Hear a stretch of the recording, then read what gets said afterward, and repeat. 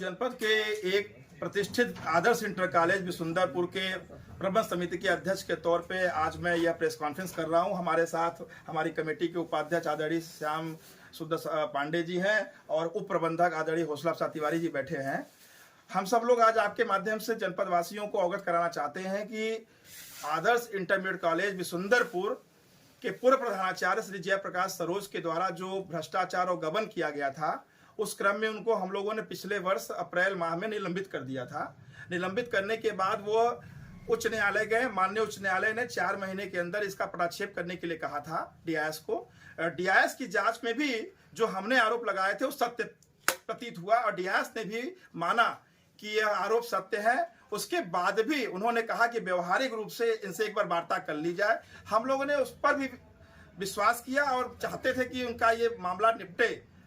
और इसी भ्रष्टाचार के आरोप में वो 100 दिन जेल भी काट के आए हैं जयप्रकाश सरोज।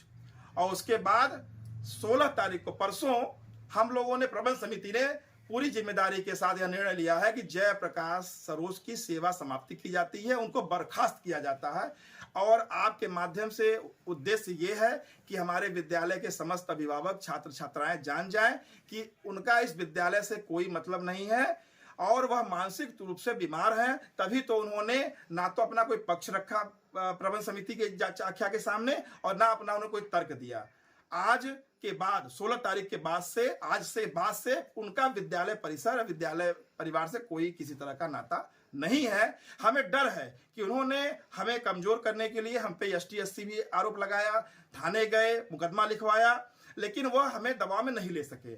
मैं आपके माध्यम से अपना एक डर बताना चाहता हूं कि मुझे ऐसा लगता है कि वह कोई अप्रिय घटना कर सकते हैं जिससे विद्यालय या विद्यालय परिवार का कोई भी लेना देना नहीं है। 83 लाख रुपए का आरोप लगाया है आपने, किस तरीके का घोटाला है, कहाँ गया वो रुपए, आपको क्या लगता है? देखिए, 2018 में से हम प्रबंध समिति के अध्यक्ष हैं। उससे पहले 2016 में ये विद्यालय में ज्वाइन किए और इन्होंने बिना प्रबंधक की अनुमति के इन्होंने PTA का, जिसको हिंदी में कहते हैं अभिभावक संघ, का गठन किया और समस्त छात्रों से पैसों की वसूली की। 8 साल में यह पैसा लगभग 44 लाख के लगभग पहुंचा, जो हमारी जांच में मिला। उसके बाद विद्यालय परिसर में साखू, सागौन, शीशम के पेड़ थे, उसको कटवा के इन्होंने व्यक्तिगत लाभ लिया।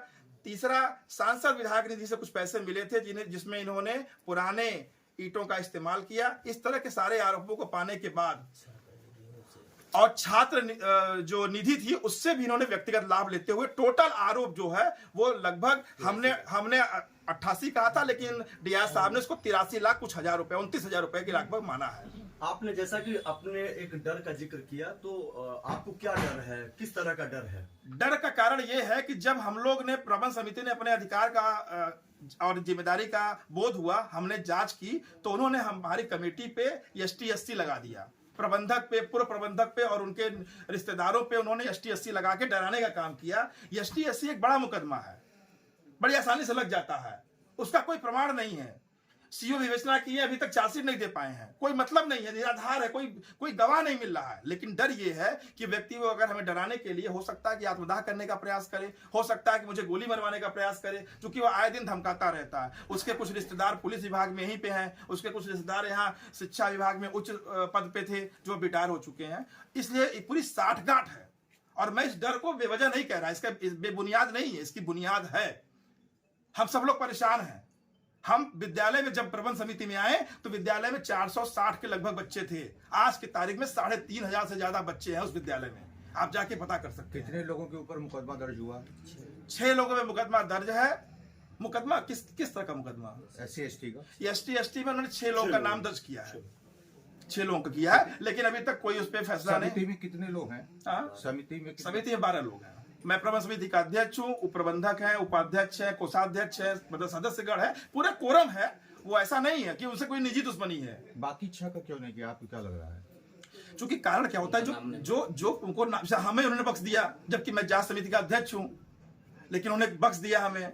उन्होंने जो आरोप बनाया, कोई कारण क्या है कि आए दिन जाकर के वो कहते हैं कि तमाम तरह की, मैं उसको नहीं कह रहा, तो बस उनके आरोप।